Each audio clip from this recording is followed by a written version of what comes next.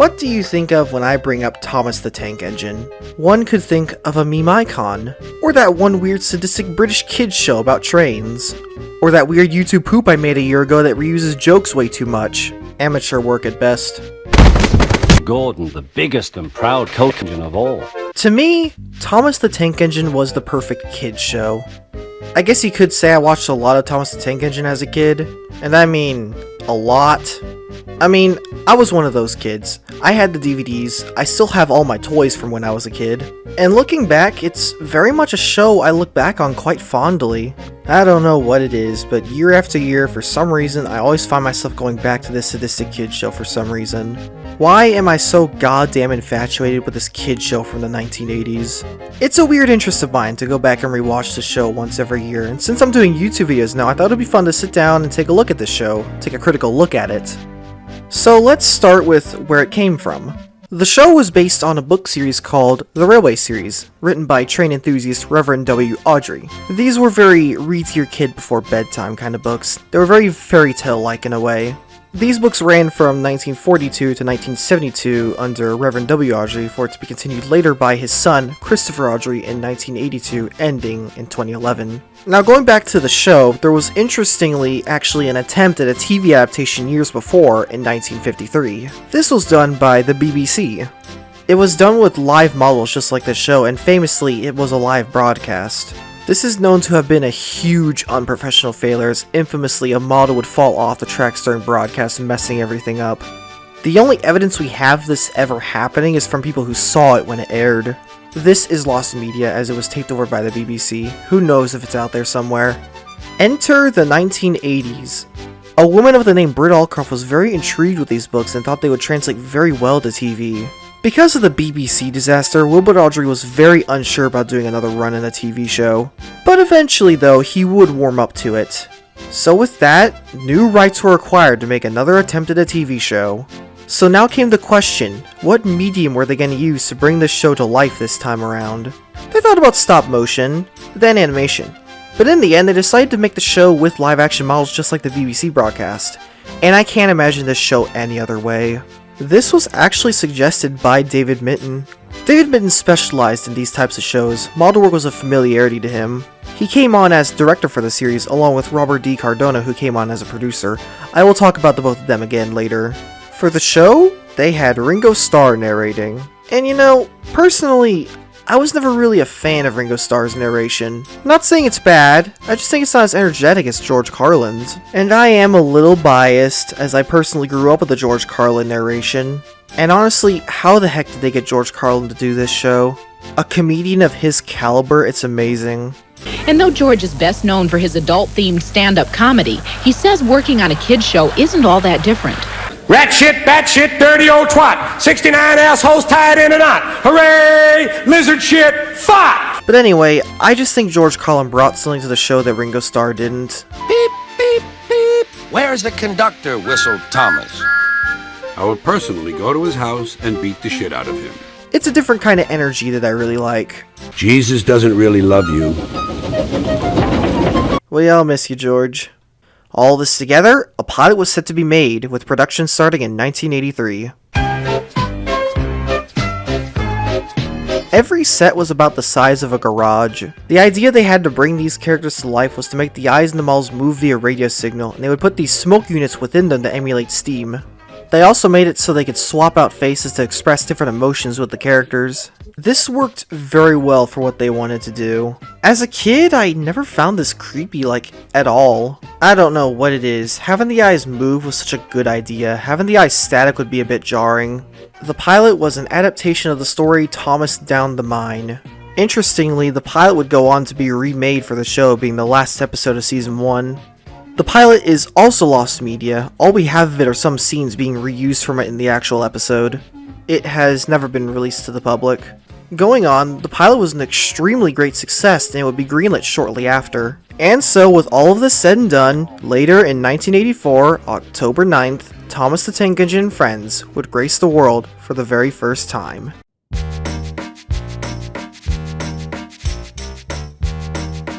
Now here's the thing with Thomas the Tank Engine. At the time when this show was made, kids' medium was very different back then in the 80s. This was the time when quality control for cartoons and let's just say children's media in general most of the time was abysmal, and also most of the time if always made to market something. This show was very new for its time. This is actually one of the reasons Ringo Starr wasn't sure about narrating it at first. To be fair, they made Thomas toys, but that's not my point. Why was this show different?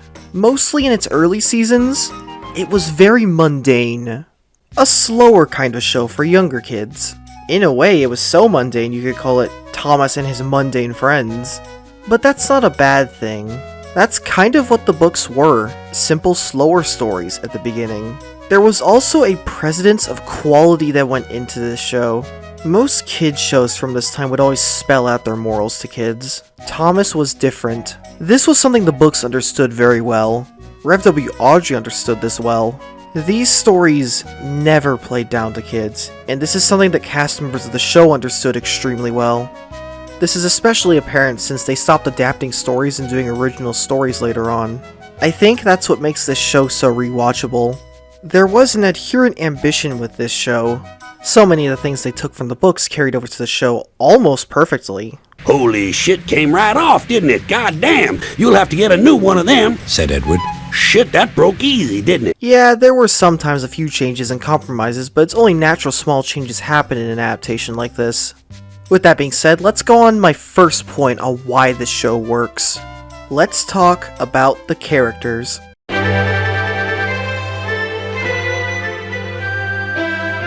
Thomas the Tank Engine and Friends was a show about the island of Sodor, and on this island existed a variety of stories about this fleet of steam engines on this railway. I find it so interesting how much characterization there was in this kids show. For example, Thomas is a smartass. Remember Thomas, called Gordon grandly. United we stand, together we fall. As far as I'm concerned, Replied Thomas. united we're fucked. Jokes aside, Thomas is a smartass, that's his character. The first episode in the series showcases this. Making Thomas the main character of the show just made sense. Engines going on public roads must have their wheels covered and a cowcatcher in front, Fuck you, I don't do that. said Thomas. Don't forget, if you refuse to cooperate, Mr. Policeman will beat you to death. Thomas related to kids because in a way he was like a kid. Thomas had ambitions. He wanted to go out and see the world. As I mentioned, he is a bit of a smartass and thinks he can get away with things. Thus, he makes mistakes along the way. I guess, in a way, when you think about it, children love Thomas so much because they themselves were also smartasses. It's why they renamed the series from the Railway series to Thomas the Tank Engine and Friends. He was the most popular character in the books, and children loved Thomas, so it made sense to market it that way. Thomas puffed sadly away, Fuck that lame-ass cop. said Thomas. But anyway, I digress. They do this characterization thing with every character in the show, and it's wonderful. Percy is a naive young child. Gordon is a proud and pompous engine. Henry is also a proud engine while still being a bit full of himself as well, but shines his kinder side from time to time. James is the stuck-up engine who thinks he's a proud engine stemming from vanity. Edward is the old faithful engine who's the more experienced of the characters. Everyone has this characterization, and it leads to so many meaningful stories. So many characters playing off each other. This gave the show continuity. It's crazy to think, but this show had character progression. Thomas started out as, like I said, a smartass, but in season 1 through 2 we see him go through a character arc. Through these episodes they show the character making mistakes, and he really did go through an arc. There is a significant difference in the way they write Thomas in later episodes. Yeah, he's still a bit of a smartass from time to time, but that's just his character. And again, they do this with lots of characters in the show. There are episodes where characters are so at each other. A character makes a mistake, and the other character shows them up, helping them, then sometimes the reverse happens in the next episode. Season 1 starts and ends like this. From characters being stuck up and characters being smart and full of experience. It works extremely well showing a character making mistakes for them to redeem themselves later. And it's all done perfectly well in this funny little talking train show from the 80s. But if I'm being honest, that's not the only thing that makes this show work. Let's talk about the music.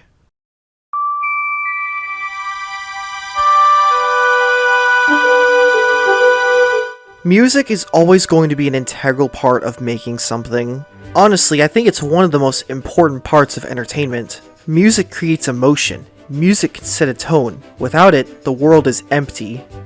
I think this is one of the reasons Thomas is still talked about to this day. Without its iconic music, I don't think it would have had its iconic meme status. Ask anyone, I don't think there's a single person who doesn't know the main theme of Thomas the Tank Engine. It's, again, iconic. But not just the main theme though. Upon rewatch, there's not a single track in this show I dislike. They're all iconic. Take a listen.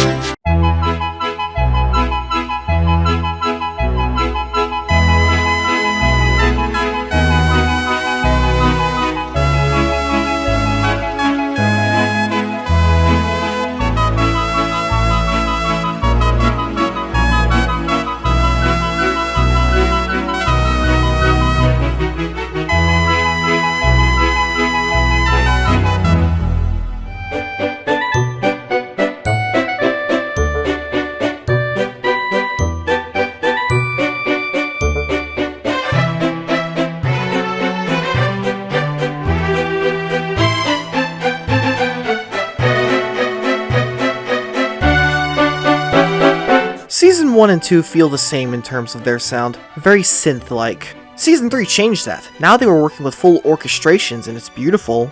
They're such simplistic tunes and they work so well. I swear, this is imprinted in my head. I watched this show so much as a kid. This actually brings me back to the characters again. Thomas the Train has character themes.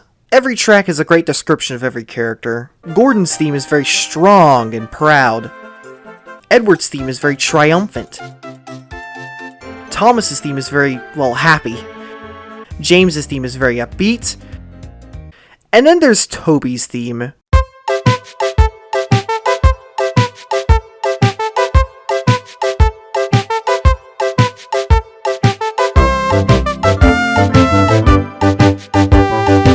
Henry actually has two themes. It starts with a sad, lower sounding tune which fits with his first episode. Once a train, afraid of a few drops of rain, so he went into the tunnel and he wouldn't come out. So what did they do? They bricked him in and watched him die! He's dead! Nah, I'm just kidding, they let him out in the next episode, it's fine. All seriousness, Henry goes through an arc. In Season 1, he starts out as this train that doesn't run very well. There's a whole plot about him needing special coal. And there's the whole tunnel thing going on. Later, he gets into an accident, and he gets rebuilt into a better engine in a later episode, and he has this theme.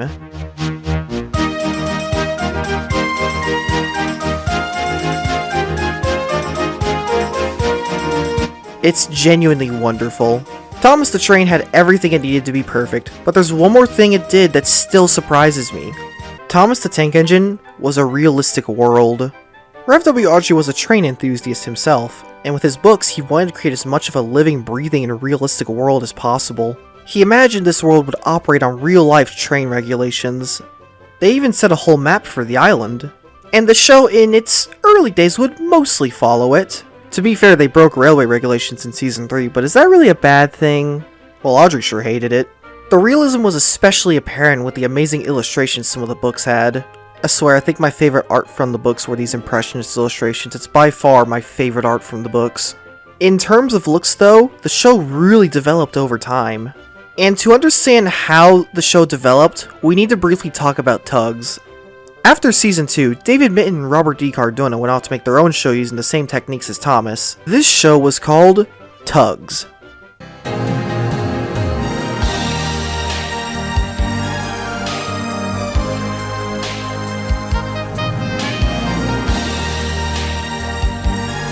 It was about these steamboats in a 1930s New York doing jobs on the sea. This show was an interesting case and it's worthy of its own video. Maybe one day I will take a look at this show. But anyway, Tugs was the sister show of Thomas. They had these huge sets that were giant tanks of water, and they would have the boats on tracks to show realism with movements. It was a very passionate and ambitious project.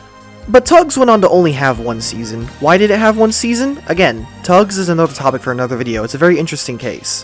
What I will say is, after making this show, cast members would take what they learned from this production and apply it to Thomas. Thus, going forward to Season 3, Thomas was overhauled. Going from Season 2, 1986, to Season 3 in 1992, we had this.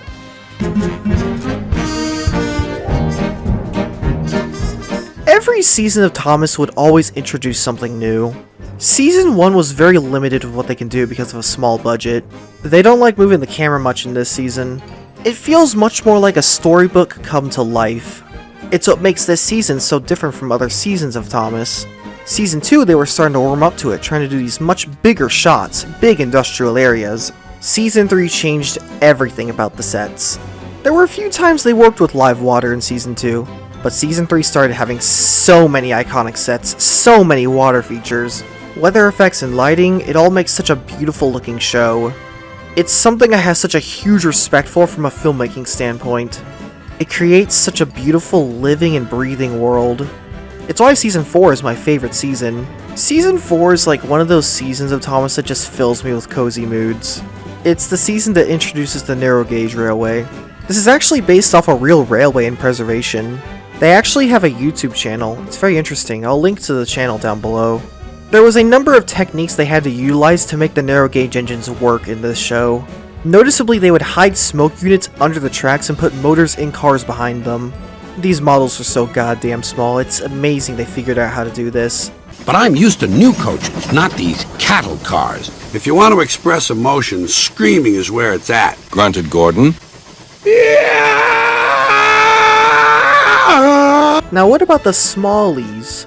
Thomas the Tank Engine was an extremely successful show. It was marketable and kids loved it. Now I've been pretty kind to this series so far. I haven't really made any criticisms in this video yet. And I've strayed away from making the obvious joke of, oh my god guys, look, this show is so dark, ah. Well, I'm gonna do that now, cause fuck credibility. I'm coming apart!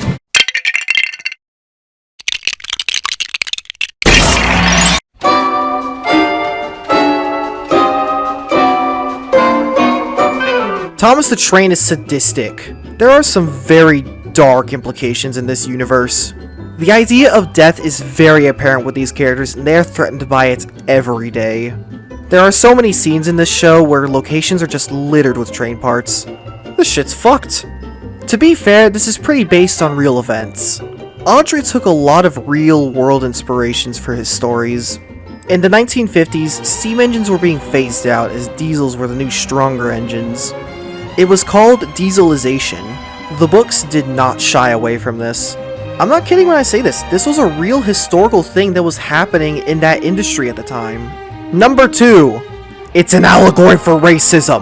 It's very apparent that Audrey really didn't like diesel engines. So one day the character Diesel arrives on the island and he's just a giant asshole to everyone. But to be fair, there are also good diesels, so not all of them are bad. We have characters like Boko, for example, and Mavis. So there are good lessons on racism in this show. Just because one person is bad doesn't mean everyone else is bad, right? Well, they kinda sorta forgot about that lesson sometimes. That must be the new engine, he thought. He must be friends with the diesels. Some episodes play this up as the Steamies, yes, they say that in the show, are the only good ones, and all diesels are bad. Have you seen the new engine yet? Asked James. Yes, said Thomas. But we'd better be careful. I saw him at the yards with Harry and Bert. They were laughing together. James was shocked. A steamy friendly with diesels. That's kind of fucking racist if I'm being honest. And then you just have clips of Thomas being racist in the later CGI series. No, Diesel! I'm sure Sir Topham Hatt means a really useful steamy. You'll never be that. What the fuck, Thomas? Diesels. Fuck me. Number 3. You have served your purpose. We need to talk about Smudger. There was a character named Smudger. He was one of the narrow gauge characters. he was a character who continuously misbehaved. So you know what they did to him? They ripped his wheels off and turned him into a fucking generator! He is there, stuck there, never being able to move. And you know what makes the situation even more fucked? They abandoned the railway and left him there to die. Oh, they came back for Duke, so no worries for Duke, but Smudger? He's still there, rotting. Or for all we know, he's probably still alive. Do you know that Skarloey is 100 years old? That means these trains don't die of old age. For all we know, these tank engines are immortal. He is probably still alive, sitting there, rotting. Can't call out to anyone. He's just there, forever. So yeah, these steam engines have usage. If you are not, and I quote, really useful, you have served your purpose. Send them to the scrapyard, you fuck! Number 4. This railway sucks. This is the most unreliable railway ever. It's like some random shit happens on this island every week. Why can't things just function on this fucking railway? Oh no, I accidentally bought 2 expensive Scottish engines. Oh no, one of them ran into a signal box. Oh no, one of them broke a brake van. Oh no, James broke his coaches and they need to repair it with fucking shoelaces. Gordon wants a view, Diesel's an asshole, Bill and Ben are twats! This island sucks. To be fair, conflict needs to happen for a show to happen, but I'm still gonna make fun of it. And jokes aside, I really do like the darker episodes of Thomas. It's very much a show that people with an appreciation for trains will enjoy. But alas, there's one more thing we need to talk about.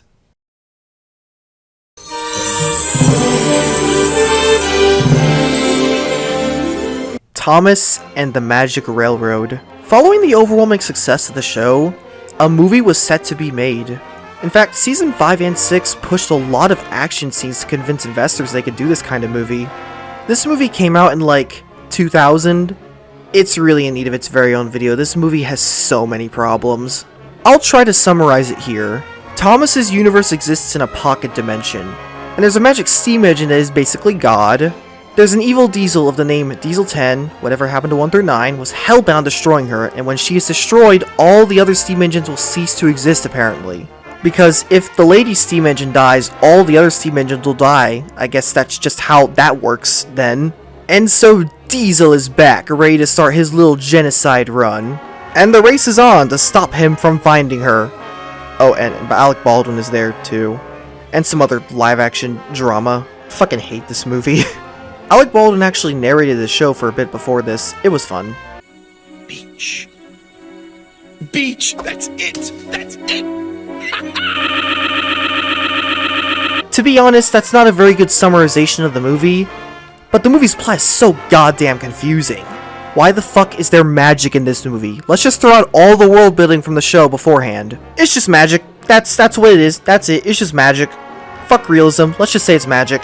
And the worst part about this movie is it alienated audiences upon release. In America, when they brought Thomas over, it was through the show Shining Time Station. It was your basic family time sitcom. Thomas was a segment on it. Britt Allcroft wanted to tell a story using both of these universes. From the get-go, this was already a very bad idea from the start because British audiences didn't know what Shining Time Station was. It was an American program, so it confused people. You can't just take an American thing, bring it over to the UK, and expect it to succeed. Hey, wait a minute. Just like Tugs, this movie is also an interesting case. Test audiences did not like the original idea of the movie. Because of this, so many changes were made to the version that actually went to theaters. This is kind of a reason why there are so many inconsistencies in this movie's plot. It's so dumb. It just makes me ask why make such a plot like this? It's Thomas the Tank Engine. Yeah, it's a theatrical release, so we have to be bigger than the show before us, but I don't know. Thomas was a show about talking trains. It's kinda mundane at times. If you're gonna do a big story like this, it has to be done a certain way without destroying the perception of the audience. Some of the later TV movies did this better, so at least we got some kinda good Thomas movies. You know what? I can be positive. One inconsistency that makes me laugh. Alec Baldwin playing as the conductor is human, but the model characters are still wooden. What? Alec Baldwin is the best part of this movie. Beach! Perhaps there was a bit too much freedom when it came to this movie. There is a 2-hour director's cut online, and I haven't really heard anything good or bad about it either. This was supposed to be Britt Allcroft's passion project, but following this failure, Britt Allcroft was forced to resign from her company. The film cost $19 million to make and made only $19.7 million back. Not a good turnout. The show would never be the same going forward. The writing took a slow turn, becoming very different.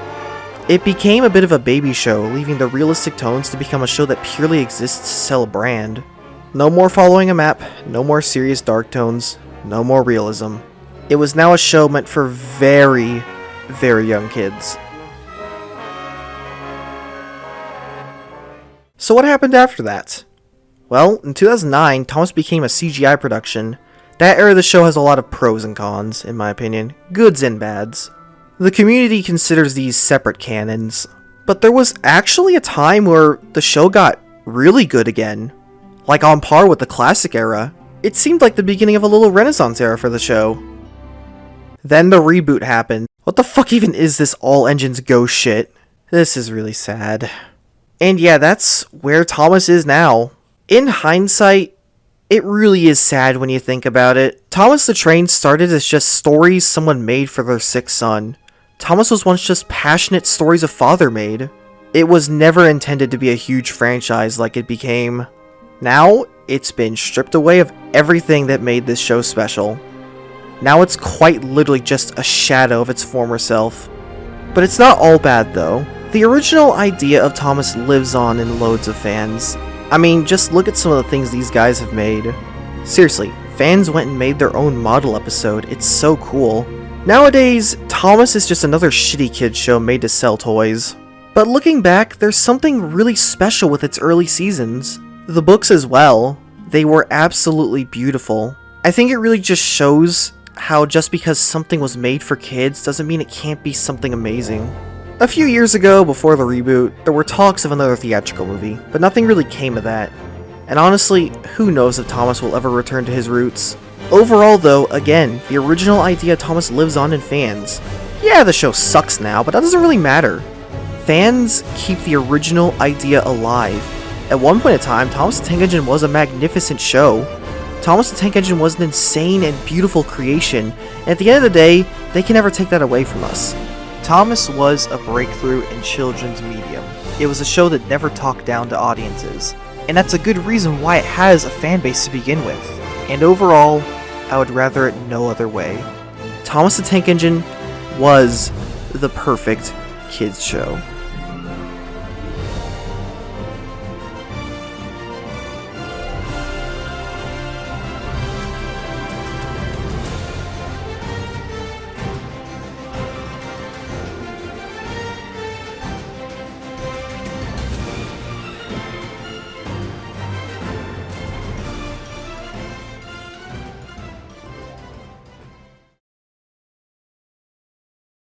What we need, suggested Toby, is to listen to a story. I've always drawn a great deal of moral comfort from Humpty Dumpty, said Thomas. The part I like best.